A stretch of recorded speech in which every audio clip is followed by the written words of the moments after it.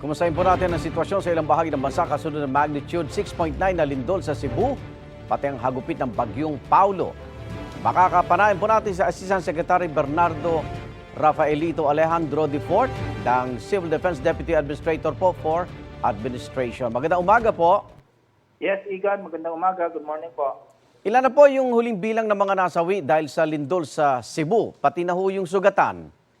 Opo, as of this morning, nasa 72 po ang ating numero dyan sa mga injured victims po at ang sugatan na 559 po ang reported sa atin.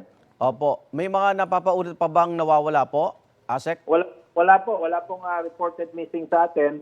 Kaya tuloy-tuloy na po ang ating early recovery efforts doon sa area na yan. So, wala nang search and rescue operation? Wala na po. Nasa early recovery stage na tayo, clearing, and of course, yung pag-aayos ng mga nasirang mga facilities po. Opo. Marami pa rin hubang nananatili sa mga evacuation center? Marami pa po. Meron pa po tayong 4 na evacuation centers na nakatayo, 405 families, close to 1,000 individuals po ang nasa loob. Pero marami din po tayong outside na evacuation centers.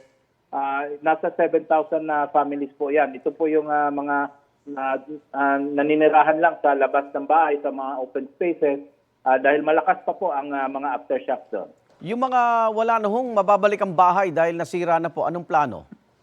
Opo, initially ang plan, kaya nga nagtatayo tayo ng tent city or transition shelter. Opo. Habang inaayos po yung mga totally damaged na bahay, numbering to around 3,800 po ito na nasira, na totally damaged sa houses. So may transition shelter, isa na dito yung mga tent cities na gagawin natin. And of course, yung mabilisang pagtayo or pag-ayos ng mga kabahayan nila. Opo. Yung mga tulong na ipinamahagi po ng OCD sa mga biktima ng lindol, kamusta na ho? Sapat na ho ba o may kulang na po? Opo, in terms of food ay sapat po. Nandyan po ang DSWD. Yung mga non-food items, marami na rin po tayong naibaba doon.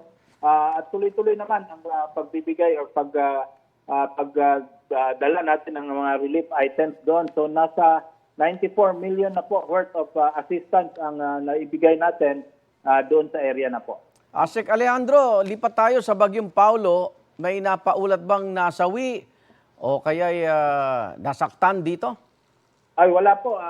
Although medyo malakas yung bagyo, wala pong matinding damage at wala pong reported casualties doon sa Paulong dumaan po. Saan nakasentro ng OCD sa bagyong Paulo na nasalantang lugar? Opo, sa Cagayan, Isabela area tayo. Pero so far, maganda po at maganda po ang report na natatanggap natin. Very minimal po ang epekto ng PAPO doon sa area. Opo. Maraming salamat po. Asek Alejandro, ingat po kayo. Opo. Igan, mauna ka sa mga balita, mag-subscribe na sa GMA Integrated News sa YouTube para sa iba't ibang ulat sa ating bansa.